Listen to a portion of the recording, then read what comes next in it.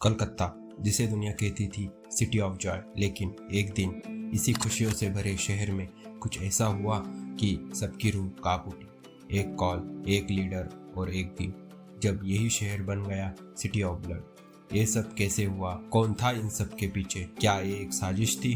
चलिए जानते हैं इस वीडियो में। कलकत्ता भारत की आज़ादी की लड़ाई का सबसे बड़ा केंद्र था। यह शहर सिर्फ बंगाल का ही नहीं बल्कि पूरे भारत की रूह था। 1940 इंडिपेंडेंस से करीबन एक साल पहले देश में बहुत कुछ चल रहा था, लेकिन अगस्त 1940 में कुछ ऐसा हुआ जिसने आईएनसी के यूनिफाइड इंडिया के सपने को लगभग खत्म कर दिया। 1945 वर्ल्ड वॉर 2 खत्म हो गया था। ब्रिटेन जीत गया था, लेकिन इकोनॉमिकली काफी कमजोर हो चुका था। अब ब्रिटिशर्स समझ गए थे इंडिया पर राज ज्यादा दिन तक पॉसिबल नहीं है। सवाल ये था, भारत को छोड़कर जाएंगे कैसे और सत्ता किसको देंगे? इन सब के बीच ब्रिटिशर्स के लिए एक नया चैलेंज आया, Indian national army. 1942 world war 2 का टाइम था।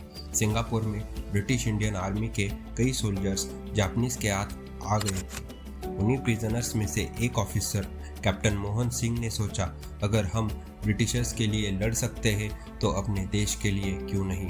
और यही से शुरुआत होती है इंडियन नेशनल आर्मी की, एक ऐसी सेना जो नेताजी सुभाष चंद्र बोस के नेतृत्व में एक ही नारा लगाती थी, give me blood and I will give you freedom. INA ने बर्मा और इम्फाल तक ब्रिटिशों के खिलाफ मोर्चा खोल दिया था, पर जब वर्ल्ड वॉर खत्म हुआ ब्रिटिशर्स ने आईएनए के सोल्जर्स को ट्रेटर कहकर अरेस्ट कर लिया और उन्होंने डिसाइड किया इन पर एक मिलिट्री ट्रायल चलेगा। कहा दिल्ली के दिल में, लाल किले के अंदर। ये ट्रायल चला कर्नल प्रेम सहगल, कैप्टन शाहनवाज खान और मेजर गुरबख्श सिंह ढिल्लों पर।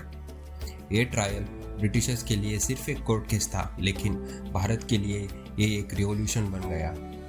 3 जनवरी 1946 में कोर्ट ने आईएनए के तीनों ऑफिसर्स को गिल्टी डिक्लेयर कर दिया, लेकिन ब्रिटिशों ने ये नहीं सोचा था कि ये भारत अब चुप नहीं बैठेगा। कोर्ट के बाहर आंदोलन शुरू हुआ। देश के हर कोने में रैलियां निकल रही थी। बॉम्बे, लाहौर, कलकत्ता, दिल्ली, हर जगह एक ही नारा गूंज रहा था, आईएनए जिंदाबाद, जय हिंद। और ब्रिटिशर्स को सबसे बड़ा झटका तब लगा जब ब्रिटिश आर्मी के अपने जवान भी आईएनए के सपोर्ट में खड़े हो गए। फरवरी 1946 बॉम्बे में रॉयल इंडियन नेवी म्यूटिनी हुई। इंडियन सेलर्स ने ब्रिटिश ऑफिसर्स को सल्यूट करने से मना कर दिया। उन्होंने अपने शिप पर लिख दिया, क्विट इंडिया, जय हिंद। ऐसे दौर में जब उनकी अपनी सेना भी उनके खिलाफ खड़ी थी, तब ब्रिटिशर समझ गए अगर अब उन्होंने आईएनए ऑफिसर्स को सजा दी तो पूरा देश उनके खिलाफ हो जाएगा। पॉलिटिकल पार्टीज भी एक साथ आ गई थी। कांग्रेस, मुस्लिम लीग, कम्युनिस्ट पार्टी, सब ने मिलकर एक ही डिमांड की, आईएनए हीरोज को रिहा करो। लॉर्ड वेवेल के पास अब कोई रास्ता नहीं बचा था और फिर एक हिस्टोरिकल फैसला हुआ, आईएनए ऑफिसर्स की सजा माफ कर दी गई। इन आईएनए ट्रायल्स ने पूरे देश को एकजुट कर दिया था। ये देखकर ब्रिटिशर्स ने फिर से अपनी डिवाइड एंड रूल पॉलिसी शुरू कर दी। इसी वजह से कम्युनल टेंशंस फिर से बढ़ने लगे।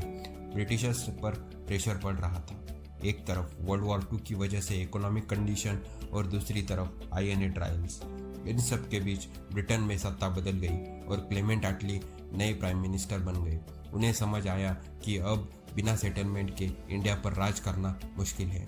1945 में ब्रिटेन एक नया फार्मूला लेकर आया, वेवेल प्लान, जिसका मकसद था एक ऐसा एग्जीक्यूटिव काउंसिल बनाना जिसमें इंडियंस को ज़्यादा पावर मिले और सब कम्युनिटीज़ को इक्वल रिप्रेजेंटेशन। लेकिन इस प्लान को लेकर कांग्रेस और मुस्लिम लीग के अलग अलग विचार थे। कांग्रेस को लगता था कि वो पूरे देश के रिप्रेजेंटेटिव है, चाहे हिंदू हो या मुस्लिम, लेकिन दूसरी तरफ मुस्लिम लीग का मानना था कि सिर्फ लीग ही मुस्लिम्स की असली आवाज़ है। कॉन्फ्रेंस कोलैप्स हो गई और भारत की पॉलिटिक्स में कम्युनल डिवाइड और गहरा हो गया। प्रोविंशियल इलेक्शंस 1946 के प्रोविंशियल इलेक्शंस में कांग्रेस ने 15 में से 11 सीटों पर जीत हासिल कर ली, पर दूसरी तरफ मुस्लिम लीग ने मुस्लिम मेजॉरिटी प्रोविंसेस में जीत हासिल की और बंगाल, पंजाब, सिंध जैसे एरियाज में अपना स्ट्रॉन्ग होल्ड बना लिया। इससे जिन्ना के पाकिस्तान की मांग को और मजबूती मिल चुकी थी। इंडिया को सेपरेट होने से कोई नहीं रोक सकता था। इन इलेक्शंस के बाद देश बिल्कुल 2 हिस्सों में बट गया था, एक तरफ कांग्रेस और दूसरी तरफ मुस्लिम लीग। ब्रिटिशर्स समझ गए थे कि अब कुछ नहीं किया तो इंडिया सिविल वॉर की तरफ बढ़ रहा है। तभी लंदन से 3 बड़े लीडर्स आते हैं, Pethick Lawrence, Stafford Cripps and AV Alexander. उनका मिशन सिंपल था, एक ऐसा फार्मूला ढूंढना जिससे इंडिया को आज़ादी भी मिले और पार्टीशन भी ना हो। वो प्लान था कैबिनेट मिशन प्लान। इस प्लान के अकॉर्डिंग इंडिया एक फेडरेशन बनेगा। इसका मतलब एक united country with a weak central government. पूरे देश को 3 ग्रुप्स में डिवाइड कर दिया, ग्रुप ए, ग्रुप बी और ग्रुप सी। ग्रुप ए में हिंदू मेजोरिटी प्रोविंसेस को इंक्लूड कर दिया, जैसे मद्रास, बॉम्बे, यूपी, बिहार। ग्रुप बी में नॉर्थ वेस्ट वाले मुस्लिम मेजोरिटी प्रोविंसेस को इंक्लूड किया, पंजाब, सिंध, बलूचिस्तान।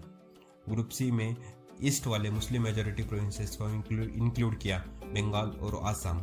इस प्लान के अकॉर्डिंग सेंट्रल गवर्नमेंट सिर्फ डिफेंस, फॉरेन अफेयर्स और कम्युनिकेशंस हैंडल करेगी और बाकी सब पावर्स प्रोविंसेस के पास होंगी। ये प्लान ऐसा लग रहा था कि जिसमें कोई भी हार नहीं रहा था, सब जीत रहे थे। कांग्रेस और मुस्लिम लीग दोनों ने इसे एक्सेप्ट किया। मुस्लिम लीग को लग रहा था कि ये पाकिस्तान की तरफ पहला कदम है। यहाँ से शुरू होती है असली लड़ाई। फिर से कांग्रेस और मुस्लिम लीग दोनों का मानना अलग था। कांग्रेस ने कहा हम ग्रुप सिस्टम नहीं मानेंगे, हर प्रोविंसेस को अलग डिसाइड करने का राइट मिलना चाहिए। और दूसरी तरफ मुस्लिम लीग ने कहा ग्रुप सिस्टम ही हमारे लिए एक गारंटी है, अगर ये नहीं रहा तो पाकिस्तान भी नहीं मिलेगा। ऊपर से ब्रिटिशर्स ने भी इस प्लान को इम्प्लीमेंट करने का क्लियर रोड मैप भी नहीं दिया।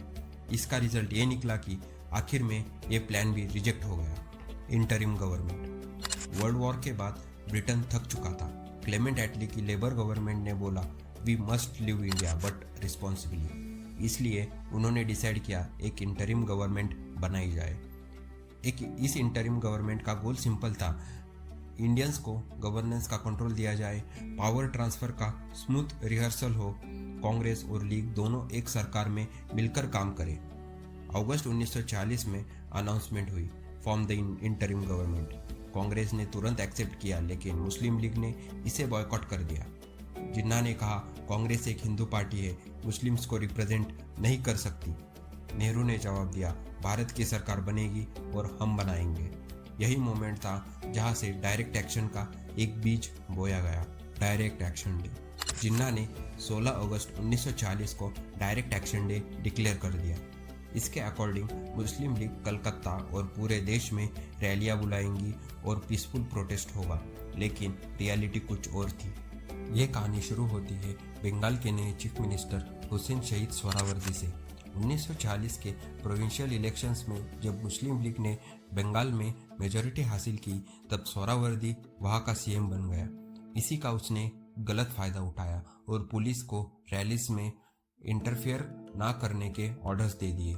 यही ऑर्डर काफ़ी डेंजरस साबित हुआ। 16 अगस्त 1940 की सुबह रैलीज निकली। शुरू में शांति थी, लेकिन दोपहर होते होते कलकत्ता की सड़कों पर खून ही खून था। और सबसे शॉकिंग बात यह थी कि सोहरावर्दी खुद सिटी कंट्रोल रूम में मौजूद था, पर उसने पुलिस को फायरिंग का ऑर्डर तब तक नहीं दिया जब पूरे एडमिनिस्ट्रेशन का कंट्रोल उसके पास था। 17 अगस्त 1940 कलकत्ता में rights Howrah bridge, central Avenue और विवेकानंद रोड सब जगह पर फैल चुके थे। फिर भी so called CM Suhrawardy media में बोलता है I am in full control of the situation, लेकिन रियलिटी में सब कुछ खत्म हो चुका था। हॉस्पिटल्स फुल थे, ट्रैम्स और बसेस सब बंद थे। फिर आता है 18 अगस्त जब रायट्स किडरपोर, पार्क सर्कस, सेल्दा तक फैल गया। इन सब के बीच एक बुचर रक्षक बन गया। उसका नाम था गोपाल चंद्र मुखर्जी AKA गोपाल पाथा। उसने बंगाली, ओडिया, बिहारी और पंजाबी हिंदूज को लेकर भारत जातीय बहिनी बनाई। इसकी मदद से उसने सोहरावर्दी के मुस्लिम गैंग्स का डटकर मुकाबला किया। उसने काफ़ी मुस्लिम परिवारों की भी मदद की। उसका सिर्फ एक ही नारा था, हम ब्रिटिशर्स के खिलाफ लड़ेंगे, एक दूसरे के खिलाफ नहीं। फाइनली 19 अगस्त को ब्रिटिश आर्मी कलकत्ता में डिप्लॉय कर दी गई और कर्फ्यू लगा दिया गया। इन 4 दिनों में कलकत्ता में इंसानियत खत्म हो गई थी। ये था वो दिन जब भारत आज़ादी के 1 साल पहले ही अंदर से तोड़ दिया गया था। डायरेक्ट एक्शन डे ने सिर्फ कलकत्ता को ही नहीं जलाया, उसने एकता का सपना भी राख कर दिया। The great Calcutta killings.